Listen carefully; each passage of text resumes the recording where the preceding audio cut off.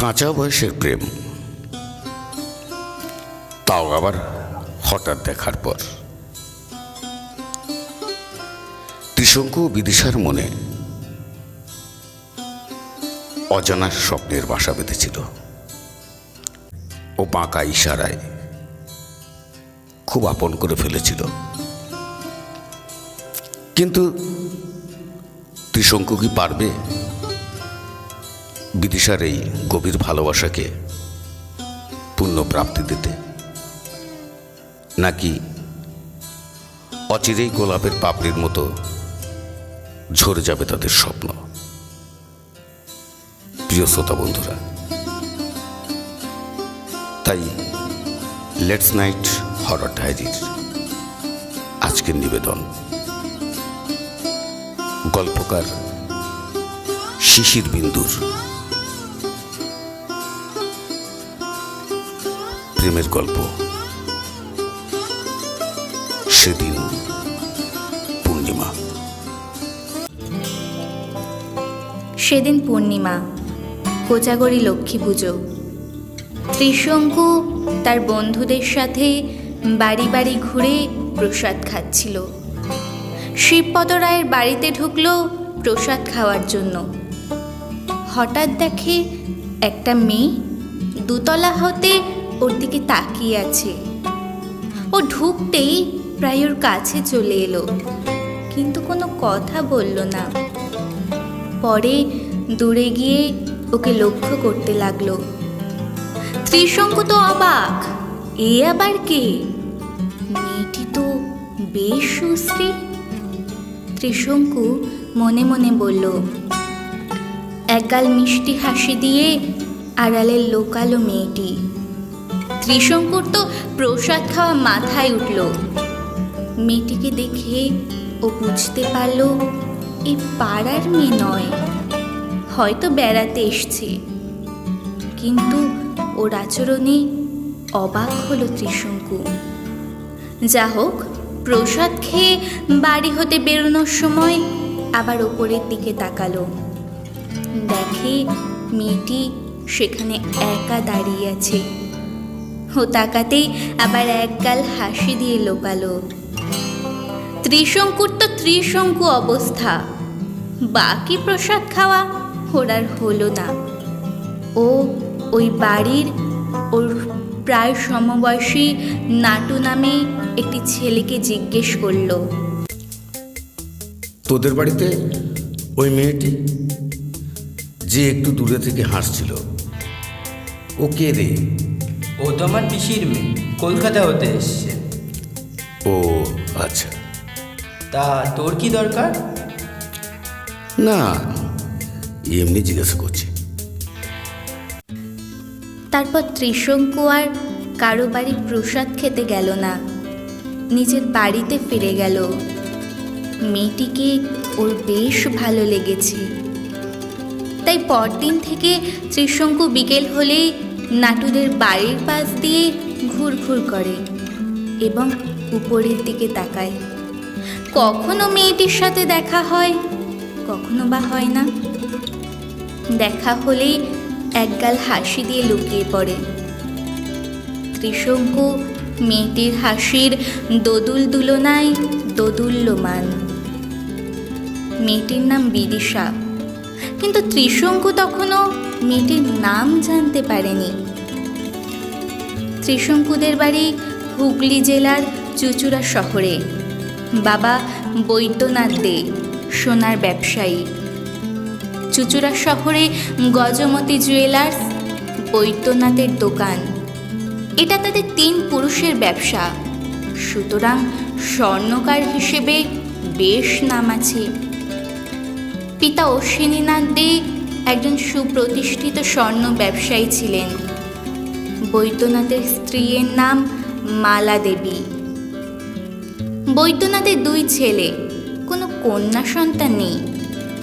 বড় ছেলে ত্রিবাঙ্কুর বিএ পাশ করে একটা সরকারি অফিসে চাকরি করে। গত বছর ত্রিবাঙ্কুর বিয়ে হয়েছে নদিয়া জেলার রানাঘাটে। শ্বশুরমশাই বিশ্বনাথ দত্ত কাপড়ের ব্যবসায়ী। ত্রিশঙ্কু বৈদ্যনাথের ছোট ছেলে। সে হুগলি মহিসিন কলেজের বিয়ের প্রথম বর্ষের ছাত্র। বিদিশাদের বাড়ি কলকাতার ভবানীপুরে।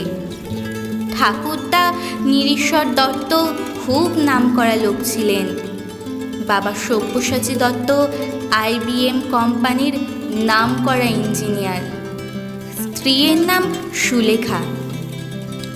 স্কুল শিক্ষিকার চাকরি পেয়ে ছেড়ে দেন 2 মেয়ে দেখাশোনা করার জন্য। বড় মেয়ে বৈজয়ন্তী শিবপুরে কম্পিউটার ইঞ্জিনিয়ার পড়ে। ছোট মেয়ে বিদিশা এবার মাধ্যমিক পরীক্ষা দিয়েছে। বিদিশা ভীষণ লাজুক প্রকৃতির মেয়ে, কিন্তু হাসি খুশি প্রাণবন্ত। মুখে হাসি সব সময় লেগে আছে। সে পুজোর ছুটিতে চুঁচুড়ায় মামার বাড়ি বেড়াতে এসেছে। মামার নাম শিবপদ রায়। সেদিন কোজাগরী লক্ষ্মী পুজোয় বিদিশার সাথে ত্রিশঙ্কুর দেখা হয়। আলাপ হয়নি। ত্রিশঙ্কু তো বিদিশাকে দেখে পাগল। ওর মিষ্টি হাসি আরো বেশি পাগল করে তুলেছে ত্রিশঙ্কুকে। ত্রিশঙ্কু সময় পেলেই শিবপদবাবুর বাড়ির পাশ দিয়ে ঘুরে বেড়ায়, যদি বিদিশার সঙ্গে দেখা হয় এই আশায়। বিদিশাও ত্রিশঙ্কুর অপেক্ষায় দোতলায় জানলার কাছে বসে থাকে। দেখা হলে এক দৃষ্টি তাকিয়ে থাকে, তারপর হাসি দিয়ে লুকিয়ে পড়ে। ত্রিশঙ্কু বিদিশার সহিত কথা বলবার জন্য মরিয়া হয়ে উঠল। একদিন বিকেলবেলা চুঁচুড়ার ঘাটে ত্রিশঙ্কু একাকী বেঞ্চে বসে গঙ্গার হাওয়া খাচ্ছে। এমন সময় পেছন দিকে ফিরে দেখে সেই মেয়েটি। ত্রিশঙ্কু ওকে ইঙ্গিত করে ডাকল, কিন্তু প্রথমত এলো না। দ্বিতীয়বার ডাকায় ত্রিশঙ্কুর কাছে এলো। তোমার নাম কি? বিদিশা দত্ত। তোমাদের বাড়ি কোথায়? কলকাতায় ভবানীপুরে। এখানে মামা বাড়িতে বেড়াতে এসেছি। তুমি কি সুন্দর দেখতে, তোমার হাসিও খুব মিষ্টি। তাই বুঝি? বলে সেখান থেকে ছুটে মা ও মামিরা যেখানে বসেছিল সেখানে গেল। অনেকটা স্বস্তির নিঃশ্বাস ফেল ত্রিশঙ্কু কথা বলতে পেরে। কিন্তু হায়, ওর কাছ থেকে তো ফোন নাম্বার নেওয়া হলো না। নিজের বোকামের কথা ভেবে মাথা চুলকাতে লাগলো ত্রিশঙ্কু। বিদিশা মা ও মামিদের সাথে গঙ্গার পাড়ে ঘুরতে এসেছিল। হঠাৎ যে এইভাবে দেখা হয়ে যাবে ওর সঙ্গে ভাবতেও পারেনি। হায় রে, ওর নামটা তো জানা হলো না। আমার নামটা জেনে নিল, আর আমি বিরাট বোকামি হয়ে গেছে। এবার দেখা হলে নিশ্চয়ই শুনে নেব। বিদিশা মনে মনে ভাবতে থাকে। সন্ধ্যা ঘনিয়ে আসার পূর্ব মুহূর্তে বিদিশারা বাড়ি ফিরে গেল, কিন্তু বিদিশার মনে ত্রিশঙ্কুর দুটো কথা ঘুরে ফিরে আসতে লাগলো বারংবার। তুমি কত সুন্দর, তোমার হাসি খুব মিষ্টি। মেয়েরা অপরিচিত বা স্বল্প পরিচিত কোনো পুরুষের মুখ থেকে ওদের রূপের প্রশংসা শুনতে খুব ভালোবাসে। বিদিশাও তার ব্যতিক্রম নয়। তাই ত্রিশঙ্কুর মুখে নিজের রূপের প্রশংসা শুনে খুশিতে একেবারে 8খানা। ত্রিশঙ্কুকে দেখার জন্য তার মন ব্যাকুল হয়ে উঠল। এরপর থেকে ত্রিশঙ্কু প্রায় বিকেলবেলা গঙ্গার ঘাটে এসে বসে বিদিশার সাথে দেখা হবার আশায়, কিন্তু বিদিশা আসে না। প্রায় 1 সপ্তাহ পরে বিদিশা মা ও মামির সঙ্গে বিকেলে চুঁচুড়া ঘাটে বেড়াতে আসে। বিদিশা দূর থেকে লক্ষ্য করে যে ঠিক সেই স্থানে একটা ছেলে গঙ্গার দিকে মুখ করে বসে আছে। ও বুঝল ঠিক সেই ছেলেটি। তাই মা ও মামিদের চোখকে ফাঁকি দিয়ে চুপিসারে ও পিছন এসে দাঁড়ালো ত্রিশঙ্কুর। ত্রিশঙ্কু কিন্তু কিচ্ছু টের পায়নি। এই চুপ করে কি ভাবছো? ওরে বাবা, তুমি? আমি তো ভয় পেয়ে গেছিলাম। ভয় পেয়ে গেছিলাম? কি বীর পুরুষ আমার! তা তুমি কতক্ষণ এসেছো? ত্রিশঙ্কু জানতে চায়। বিদিশা মিথ্যে করে বলে, অনেকক্ষণ। আমি ভাবলাম তুমি পেছন দিকে ফিরবে, কিন্তু ফিরছই না। বসে শুধু কোন মেয়ের কথা ভেবে যাচ্ছ। কোন মেয়ের কথা ভাববো? আমি তো তোমার কথাই ভাবছিলাম। সে দেখা হওয়ার পর থেকে তো শুধু তোমার কথাই ভাবি। মিথ্যুক কোথাকার! আমার কথা না তো ছাই। বসে কোন সুন্দরীর ধ্যানে মগ্ন কে জানে। আমার চোখে তোমার চেয়ে কেউ সুন্দরী নেই বিদিশা। বিশ্বাস করো, সেই প্রথম দিন তোমায় দেখার পর থেকে শুধু তোমায় খুঁজি। তার কি প্রমাণ আছে? প্রমাণ আমি দিতে পারবো না, কিন্তু এটাই সত্যি। তা তোমার নাম কি? ত্রিশঙ্কু। ত্রিশঙ্কুতে আমাদের এই চুচুড়াতেই বাড়ি। ত্রিশঙ্কু না রেখে শিবশম্ভু ডাকলেই তো ভালো হতো। এই বলে হাসতে হাসতে বিদিশা চলে যাওয়ায় উপক্রম করে, কিন্তু ত্রিশঙ্কু বাধা দিয়ে বলে, এই শোনো, তোমার মোবাইল নাম্বারটা আমায় দেবে, যদি আপত্তি না থাকে। না না, আপত্তি থাকবে কেন? তবে আমার তো মোবাইল নেই, মায়ের আছে। সেই মায়ের নাম্বারটাই আমায় দাও। বিদিশা মায়ের নাম্বারটাই ত্রিশঙ্কুকে দেয়। আবার দেখা হবে বলে হাসতে হাসতে চলে যায় বিদিশা।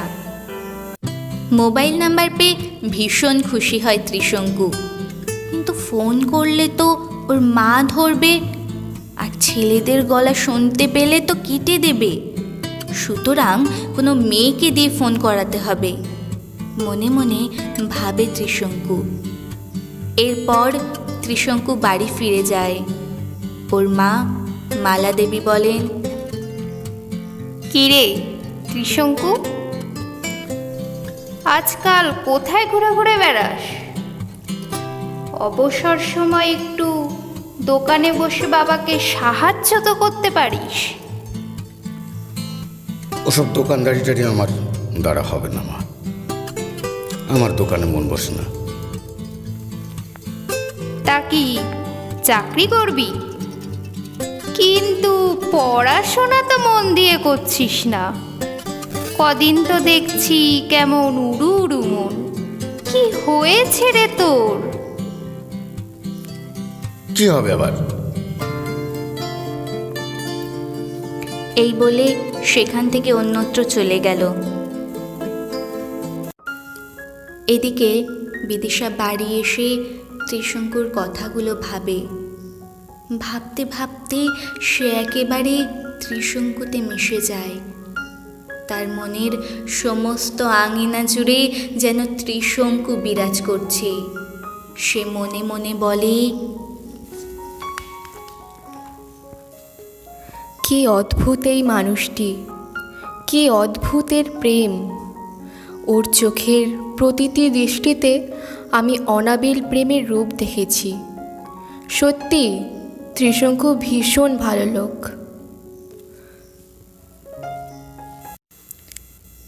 এইসব কথা ভাবতে ভাবতে বিদিশা কোন এক অজানা অচিন দেশে হারিয়ে যায়। নীরব নিথর হয়ে সারাক্ষণ ত্রিশঙ্কুতে ডুবে থাকে বিদিশা। সন্ধেবেলা মাকে ডেকে বলে বিদিশা, ও মা, আমি না মাধ্যমিক পাশ করে এখানে মামা বাড়ির থেকে পড়াশুনো করব। আমার এই চুচুড়া শহর ভালো লাগে, এখানে মামিমার কাছে থাকবো।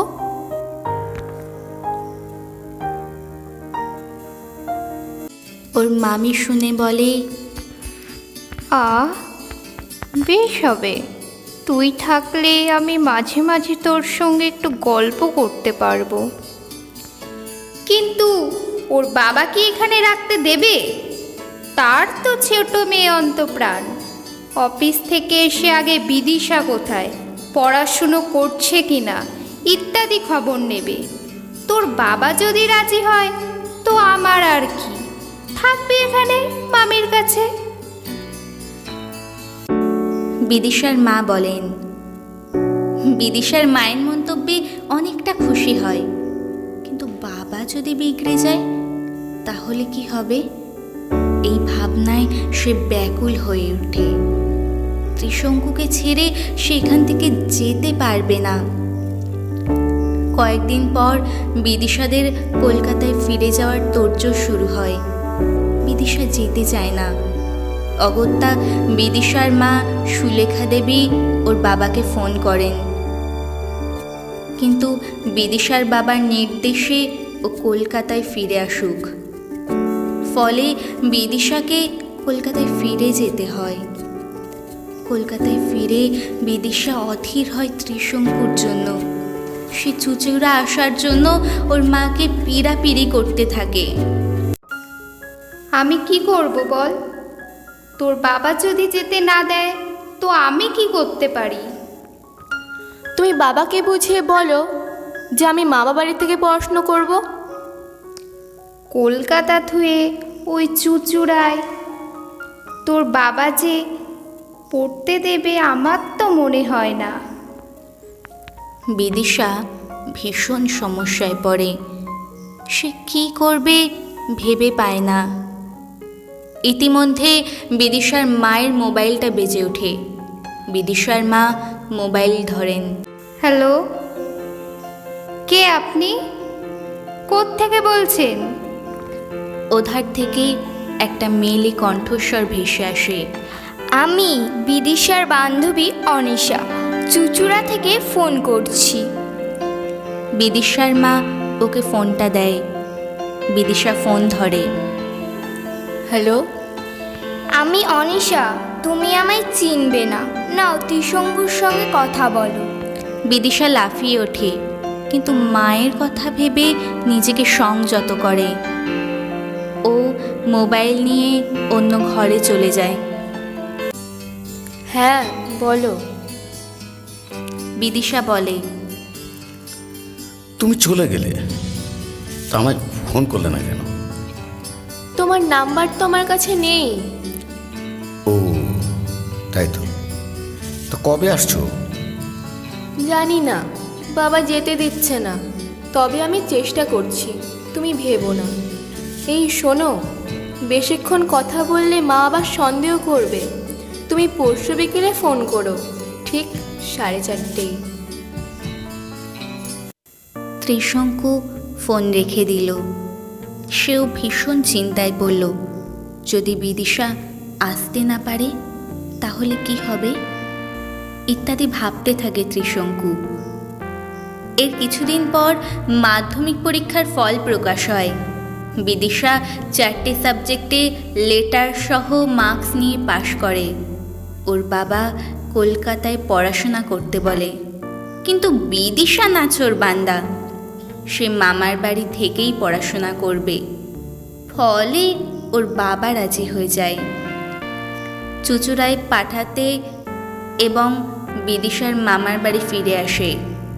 ও ওখানকার একটা ভালো গার্লস স্কুলে মণিমোহন গার্লসে ভর্তি হয়। এই খবর তো ত্রিশঙ্কু ভীষণ খুশি। ভর্তির 5 দিন পর ত্রিশঙ্কুর সাথে সেই গঙ্গার ঘাটে দেখা হয় বিদিশার। Thank you Bidisha, thank you.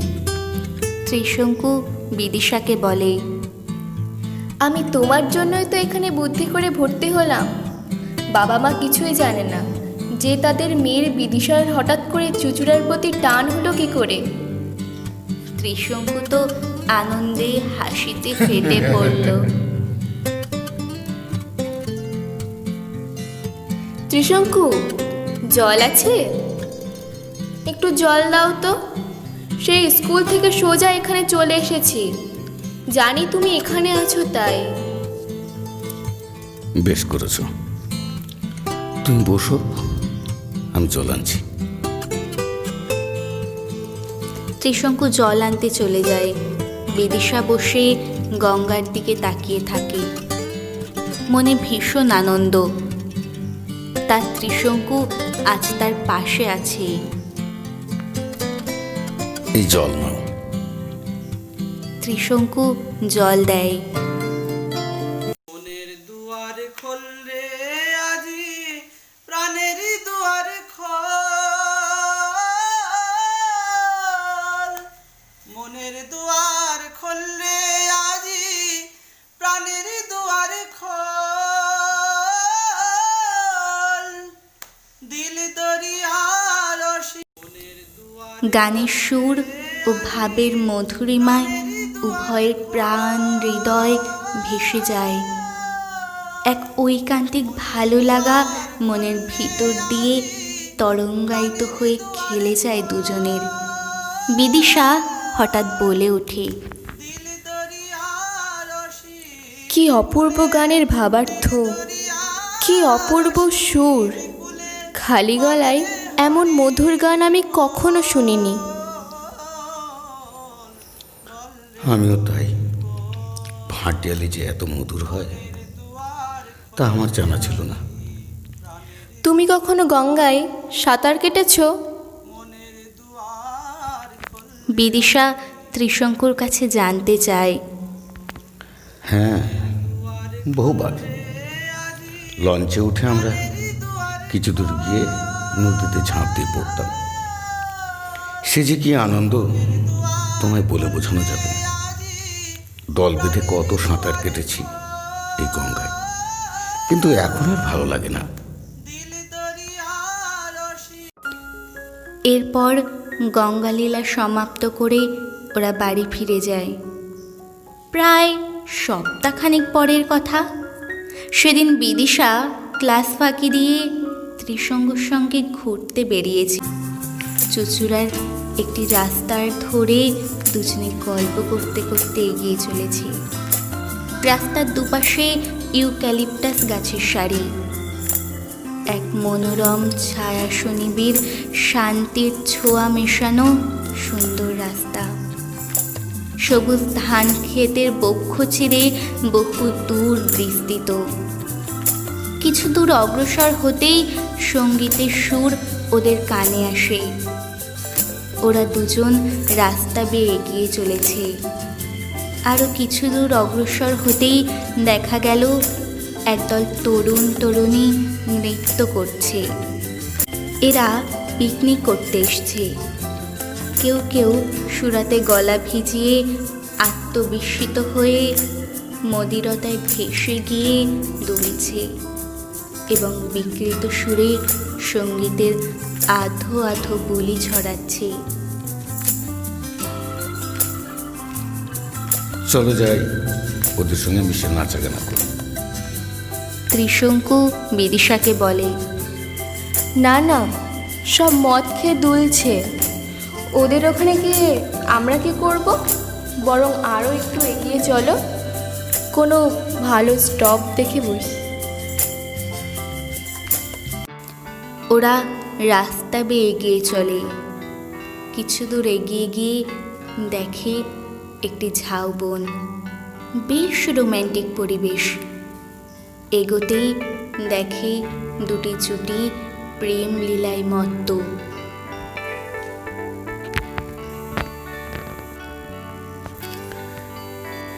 এটি দারুণ পরিবেশ। চলো এখানে যেয়ে বসি। ত্রিশঙ্কু বিদিশাকে বলে, চলো। ওরা একটি ভালো জায়গা দেখে বসে পড়ে। দক্ষিণ দিকে তাকিয়ে দেখে একটি জুটি গভীর প্রেমে ভেসে চলেছে। তারা আত্মবিস্মিত হয়ে পরস্পর বাহু বন্ধনে আবদ্ধ। ত্রিশঙ্কু এই দেখে বলে ওঠে, এই যে মধুর বৃন্দাবন, রাধাকৃষ্ণের প্রেমলীলার মোক্ষম পীঠস্থান। এ কথা শুনে বিদিশা জোরালো হাসিতে ফেটে পড়ে। সেই শব্দে প্রেমের জুটি যুগল ওদের দিকে তাকায়।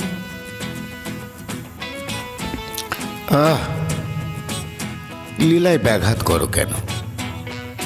ত্রিশঙ্কু হাসতে হাসতে বলে। এতে বিদিশার আরও বেশি হাসতে থাকে। তারপর নিজেকে কন্ট্রোল করে বলে, সত্যিই তো, কারোর ব্যাঘাত করা উচিত নয়। তারপর এরা দুজন নানা গল্পে মেতে ওঠে।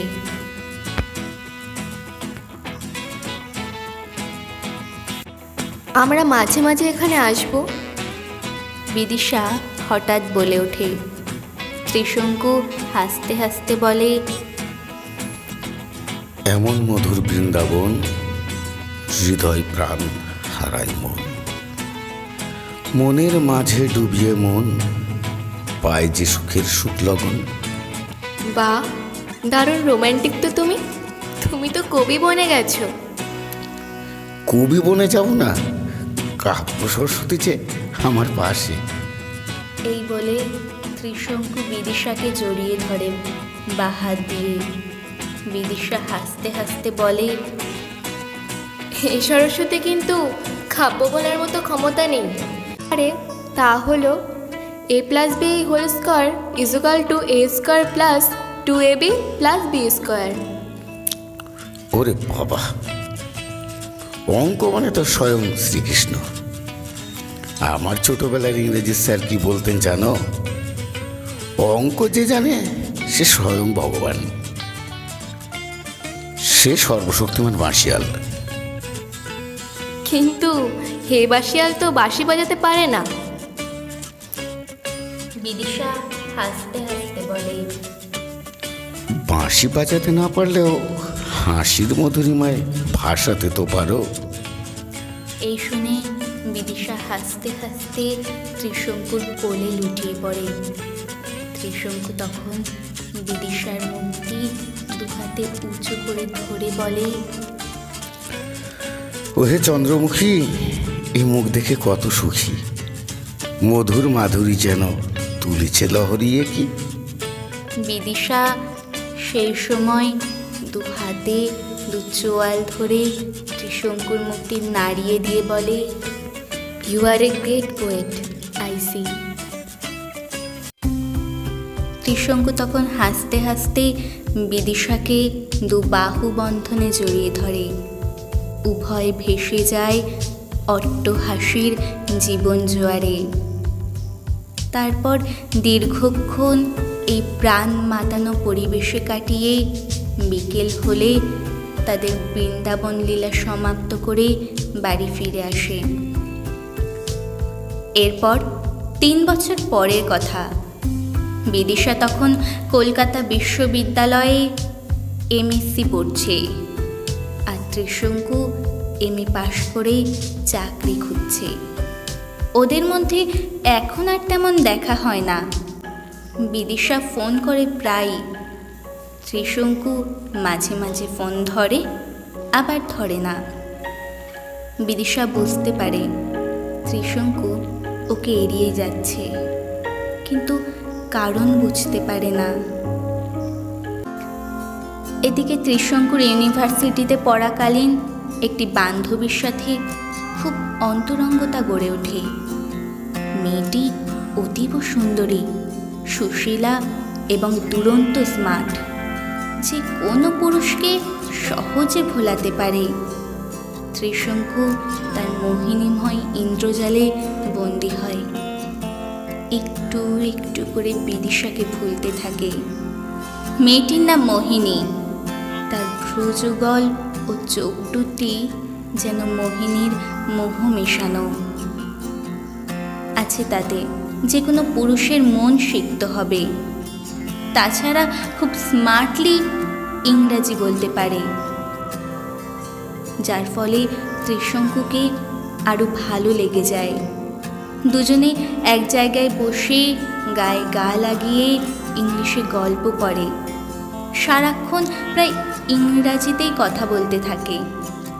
এমনি করে একদিন ওদের মধ্যে প্রেম হয়ে যায়, কিন্তু সে প্রেম কতটা গভীর তা তো সময় বলে দেবে। ত্রিশঙ্কু মোহিনীর মোহন জালে পুরোটাই ধরা দিলেও মোহিনীর সম্পর্কে কোথায় যেন একটু ফাঁক ছিল। ত্রিশঙ্কু তা কখনো ধরতে পারেনি। যা হোক, ওদের মধ্যে মেলামেশা হতো, এমনকি শারীরিক সম্পর্কের ফলে ত্রিশঙ্কুর মন হতে বিদিশা প্রায় মিলিয়ে যায়। ওদিকে বিদিশার বাবা ওনার এক পরিচিত বন্ধুর ছেলে কৃষ্ণেন্দুর সাথে বিদিশার বিয়ে ঠিক করে। বড় মেয়ে বৈজয়ন্তী এখনই বিয়েতে রাজি না হওয়ায় সব্যসাচী দত্ত ছোট মেয়ের বিয়ের সিদ্ধান্ত নিলেন। ছেলেটি ইঞ্জিনিয়ার এবং খুব মেধাবী, সম্প্রতি চাকরিতে যোগ দিয়েছে। কিন্তু বিদিশার এ বিয়েতে কোনো মত ছিল না। ও ওর মাকে ডেকে বলেন, মা, আমি এ বিয়ে করব না, আগে দিদিকে বিয়ে দেওয়া হোক, তারপর। আমি কি করব বল? তোর বাবার সিদ্ধান্তের উপর আমি কোনো কথা বলতে পারবো না। তবে কি আমাকে জোর করে বিয়ে দেবে? ছেলেটি ভালো, অত বড় ইঞ্জিনিয়ার, তুই সুখেই থাকবি। ইঞ্জিনিয়ার হলেই বুঝি খুব সুখ হয় মা? আমি বলছি আমি এ বিয়ে করব না, ব্যাস। বলে মায়ের নিকট হতে রাগ করে বিদিশা উঠে যায়। আমার হয়েছে যত জ্বালা। বলে সুলেখা দেবী উঠে স্বামীর নিকট যেয়ে বলেন, বিদিশা তো বিয়ে করতে চাইছে না।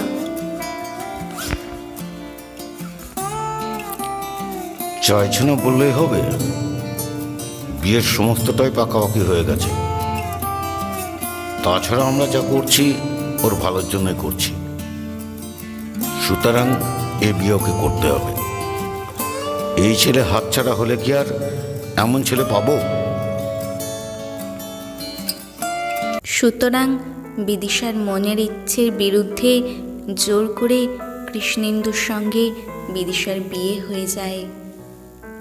কৃষ্ণেন্দু বিদিশাকে ভালোবাসলেও বিদিশা কিন্তু কৃষ্ণেন্দুকে ভালোবাসতে পারেনি, কারণ তার মনের সবটা জুড়ে আছে ত্রিশঙ্কু। তার ত্রিশঙ্কু, তার একান্ত আপন, যাকে সে মনের গভীরে একটু একটু করে বড় করেছে। সুতরাং বিদিশার বৈবাহিক জীবন হয় অশান্তির। সে না পারে কৃষ্ণেন্দুকে ভালোবাসতে, না পারে ত্রিশঙ্কুকে ভুলতে। এই দুয়ের টানাপোড়েনে ক্ষত বিক্ষত হয় বিদিশার মন। তার জীবন থেকে সুখ চিরতরে হারিয়ে যায়। যে টকবকে প্রাণবন্ত মেয়েটি সারাক্ষণ হাসিতে সবাইকে মাতিয়ে রাখত, আজ সে মনমরা হয়ে সারাক্ষণ কি যেন ভাবে।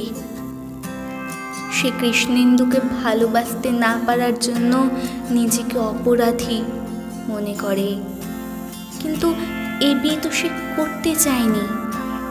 ফলে বিদিশার শরীর ভেঙে পড়ে। ওর স্বামী কৃষ্ণেন্দু বড় বড় ডাক্তার দেখায়, কিন্তু বিদিশার স্বাস্থ্যের কোনো উন্নতি হয় না। বিদিশার মা বাবা বিদিশাকে নিয়ে খুব চিন্তায় পড়েন। সব্যসাচী বাবু এবার নিজের ভুল বুঝতে পারেন, কিন্তু যে ত্রিশঙ্কুর জন্য আজ বিদিশার এই দশা, সেই ত্রিশঙ্কু বিদিশাকে ভুলে গেছে। মানুষ কত বড় বেঈমান হয় ত্রিশঙ্কু তার প্রমাণ। যে বিদিশা তার জন্য কলকাতা ছেড়ে চুচুড়া চলে আসে, ত্রিশঙ্কু আজ তাকেই ভুলে গেছে। এত বড় অপরাধ হয়তো ভগবান কোনো দিন সহ্য করবেন না। সত্যি ভগবান সহ্য করলেন না। কারণ কিছুদিন পর হতেই মোহিনীর সহিত ত্রিশঙ্কুর সম্পর্কের অবনতি শুরু হয়। কিছুদিন পর মোহিনীর সাথে ত্রিশঙ্কুর দেখা হয় কলেজ স্কয়ারে। তোমায় সেদিন অত করে ডাকলাম, উত্তর দিলে না যে, কি ব্যাপার? জানতে চায় ত্রিশঙ্কু মোহিনীর কাছে। আমি ভীষণ ব্যস্ত ছিলাম। তাছাড়া এখন প্রায় আমাকে নানা কাজে ব্যস্ত থাকতে হয়, চাকরির ইন্টারভিউ, চাকরির জন্য দরখাস্ত করা ইত্যাদি। সে তো আমিও করি, আমিও তো ব্যস্ত, কিন্তু তোমার সঙ্গে দেখা করার সময় আমার ব্যস্ততা তোমাকে কখনো দেখিয়েছি? আমি অত কিছু বুঝি না, আমাকে আজ এক্ষুনি বাড়ি ফিরতে হবে বলে বাসে উঠে পড়ে মোহিনী। ত্রিশঙ্কু আজ নিজের ভুল বুঝতে পারে যে বিদিশার সঙ্গে সম্পর্ক ছিন্ন করে সে কত বড় ভুল করেছে। বিদিশার বিয়ে হয়ে গেছে, সুতরাং বিদিশার কাছে ফিরে যাওয়ার তার আর কোনো মুখ নেই। তাই নিজের অপরাধে নিজেই মনে মনে চলতে থাকে। ওদিকে বিদিশার স্বাস্থ্যের ভীষণ অবনতি হয়। কোনো ডাক্তারই ঠিকমতো রোগ নির্ণয় করতে পারেন না। তবে কলকাতার বিখ্যাত মানসিক রোগ বিশেষজ্ঞ ডক্টর শুভঙ্কর সান্যাল সব্যসাচী দত্তকে বলেন, আপনার মেয়ের মানসিক রোগ, ওর মন যদি কোনো প্রকারে ভালো করতে পারেন তাহলেও সুস্থ হয়ে যাবে। কি করলে যে বিদিশার মনের পরিবর্তন হবে তা সব্যসাচী বাবু বুঝতে পারলেন না। ফলে বিদিশার স্বাস্থ্যের ক্রমান্বয়ে খারাপ থেকে খারাপতর হতে থাকে। এদিকে ত্রিশঙ্কুর সাথে মোহিনীর সম্পর্ক প্রায় ছিন্ন হবার মুখে। ত্রিশঙ্কু শতবার ফোন করলেও মোহিনীর সাড়া পায় না। সে মর্মে মর্মে পড়তে থাকে যে রাবণের চিতা সে স্বহস্তে প্রজ্বলন করেছে, তার আগুনে নিরন্তর দগ্ধ হতে থাকে ত্রিশঙ্কু। সেদিন সোমবার কলকাতার গোল পার্কে দাঁড়িয়ে আছে ত্রিশঙ্কু। হঠাৎ পিছন ফিরে দেখে মোহিনী একটি ছেলের সাথে হাসতে হাসতে যাচ্ছে। ত্রিশঙ্কু মোহিনীকে ডাকে। সে একবার চোখ তুলে তাকায় ত্রিশঙ্কুর দিকে, কিন্তু পর মুহূর্তে চোখ ফিরিয়ে নেয়। ত্রিশঙ্কু বুঝতে পারে মোহিনী আজ তার আর নেই, সে অন্য কারো। তাই আর অপেক্ষা না করে বাসে উঠে শিয়ালদহে চলে যায়। তারপর ট্রেন ধরে একেবারে বাড়ি। বিকেলে সে গঙ্গার পাড়ে সেই জায়গাটিতে বসে থাকে। তার পুরনো দিনগুলোর কথা মনে পড়ে আর চোখের জলে নিজের অপরাধের শাস্তি দিতে থাকে। মানুষ মাত্রই ভুল করে। আজ ত্রিশঙ্কু যে ভুল করেছে তার অপরাধ সে বিদিশার কাছে স্বীকার করতে চায়, কিন্তু কোথায় পাবে তাকে? সে যে আজ মৃত্যু শয্যায়, আর কেমন করেই বা সে বিদিশার সামনে যাবে? এই নানা কথা ভাবতে ভাবতে অনেক রাত হয়ে যায়। তবুও ত্রিশঙ্কু বসে থাকে গঙ্গার পাড়ে। বাড়ি বা কোথাও যাবার তার কোনো আকর্ষণ আজ আর নেই। মনের মধ্যে খুঁজে পায় না ত্রিশঙ্কু। এ জীবন যেন তার কাছে দুর্বিষহ। তারপর অনেক রাত যখন প্রায় 11টা বাজে, ত্রিশঙ্কু আস্তে আস্তে বাড়ি ফিরে যায়। এত রাত পর্যন্ত কোথায় ছিলি?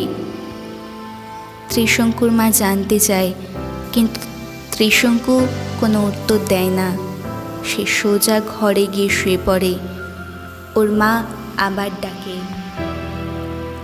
কি রে, ভাত খাবি না? না, আজ আমার খিদে নেই। বলে পাশ ফিরে শোয় ত্রিশঙ্কু। এদিকে বিদিশার পরিস্থিতি সংকটজনক। ডাক্তার জবাব দিয়ে গেছে, আর মাত্র কয়েক মুহূর্তের অপেক্ষা। রাত তখন 12:30। সুলেখা দেবী হঠাৎ চিৎকার করে উঠে বলেন, ওগো, এদিকে এসো, বিদিশা কেমন করছে? পাশে বৈজয়ন্তী কাঁদতে থাকে। সব্যসাচী বাবু ছুটে এলেন, দেখেন বিদিশা ছটপট করছে, জোরে জোরে নিঃশ্বাস নিচ্ছে। তিনি ডাক্তার আনতে ছুটলেন, কিন্তু ডাক্তার আসার পূর্ব মুহূর্তেই বিদিশা এই পৃথিবীর মায়া কাটিয়ে পরপারের উদ্দেশ্যে পাড়ি জমালো, যেখানে কেউ ওর সঙ্গে বিশ্বাসঘাতকতা করবে না, কেউ ওর সরল পবিত্র মনে আঘাত দেবে না। এমন এক পৃথিবীর উদ্দেশ্যে ওর যাত্রা। বিদিশার মৃত্যুর খবর ওর মামা বাড়িতে সবাই বলা বলি করতে লাগলো, কিন্তু ত্রিশঙ্কুর বিদিশার মৃত্যুর খবর ওর মামা বাড়িতে সবাই বলা বলি করতে লাগলো এবং তা ত্রিশঙ্কুর কানে এসে পৌঁছায়। সে অঝরে কাঁদতে থাকে। একবার ভাবলো আত্মহত্যা করে নিজের পাপের প্রায়শ্চিত্ত করবে, কিন্তু আত্মহত্যা মহাপাপ। তাই সে পথ হতে পিছিয়ে এলো, শুধু বিদিশার স্মৃতিকে বুকে নিয়ে পথের প্রান্তরে পাগলের মতো ঘুরতে ফিরতে লাগলো ত্রিশঙ্কু।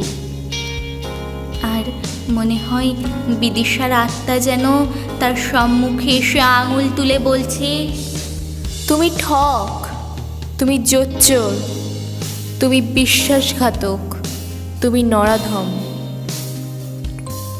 এই শব্দগুলো অহর্নিশি ত্রিশঙ্কুর কানে বাজতে থাকে, আর সে অপরাধের দণ্ড বুকে নিয়ে বেঁচে থাকে, তার প্রায়শ্চিত্ত করতে থাকে। আপনারা এতক্ষণ শুনছিলেন কবি শিশির বিন্দুর লেখা সেদিন পূর্ণিমা। সম্পাদনায় আমি হর্ষিভা মিত্র, পার্শ্বকণ্ঠে ব্যোমকেশ মিত্র, নন্দিতা বিশ্বাস, অনির্বাণ সাঁতরা, দিশা সরকার, নবনীতা বিশ্বাস। যদি আমাদের গল্প আপনার ভালো লেগে থাকে, অবশ্যই আমাদের চ্যানেলটি সাবস্ক্রাইব করবেন, লাইক করবেন, কমেন্ট করবেন এবং পাশে থাকা বেল আইকনটি প্রেস করে দেবেন। সবাই ভালো থাকবেন, সুস্থ থাকবেন। শুভরাত্রি। কাঁচা বয়সের প্রেম, তাও আবার হঠাৎ দেখার পর। ত্রিশঙ্কু বিদিশার মনে অজানা স্বপ্নের বাসা বেঁধেছিল।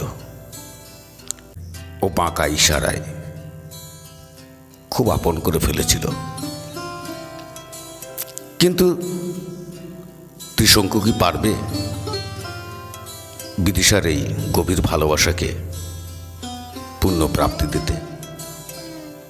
নাকি অচিরেই গোলাপের পাপড়ির মতো ঝরে যাবে তাদের স্বপ্ন? প্রিয় শ্রোতা বন্ধুরা, তাই লেটস নাইট হরর ডায়েরির আজকের নিবেদন গল্পকার শিশির বিন্দুর প্রেমের গল্প সেদিন পূর্ণিমা। সেদিন পূর্ণিমা, কোজাগরী লক্ষ্মী পুজো। ত্রিশঙ্কু তার বন্ধুদের সাথে বাড়ি বাড়ি ঘুরে প্রসাদ খাচ্ছিল। শিবপদ রায়ের বাড়িতে ঢুকলো প্রসাদ খাওয়ার জন্য। হঠাৎ দেখে একটা মেয়ে দুতলা হতে ওর দিকে তাকিয়ে আছে। ও ঢুকতেই প্রায় ওর কাছে চলে এলো, কিন্তু কোনো কথা বলল না। পরে দূরে গিয়ে ওকে লক্ষ্য করতে লাগলো। ত্রিশঙ্কু তো অবাক, এ আবার কে? মেয়েটি তো বেশ সুশ্রী। ত্রিশঙ্কু মনে মনে বলল। একগাল মিষ্টি হাসি দিয়ে আড়ালে লোকালো মেয়েটি। ত্রিশঙ্কুর তো প্রসাদ খাওয়া মাথায় উঠল। মেয়েটিকে দেখে ও বুঝতে পারল এ পাড়ার মেয়ে নয়, হয়তো বেড়াতে এসছে। কিন্তু ওর আচরণে অবাক হলো ত্রিশঙ্কু। যা হোক, প্রসাদ খেয়ে বাড়ি হতে বেরোনোর সময় আবার ওপরের দিকে তাকালো। দেখে মেয়েটি সেখানে একা দাঁড়িয়ে আছে। ও তাকাতেই আবার একগাল হাসি দিয়ে লোকালো। ত্রিশঙ্কুর তো ত্রিশঙ্কু অবস্থা। বাকি প্রসাদ খাওয়া ওর আর হলো না। ও ওই বাড়ির ওর প্রায় সমবয়সী নাটু নামে একটি ছেলেকে জিজ্ঞেস করলো, তোদের বাড়িতে ওই মেয়েটি যে একটু দূরে থেকে হাসছিল, ও কে রে? ও তো আমার পিসির মেয়ে, কলকাতা হতে এসছে। ও আচ্ছা। তা তোর কি দরকার?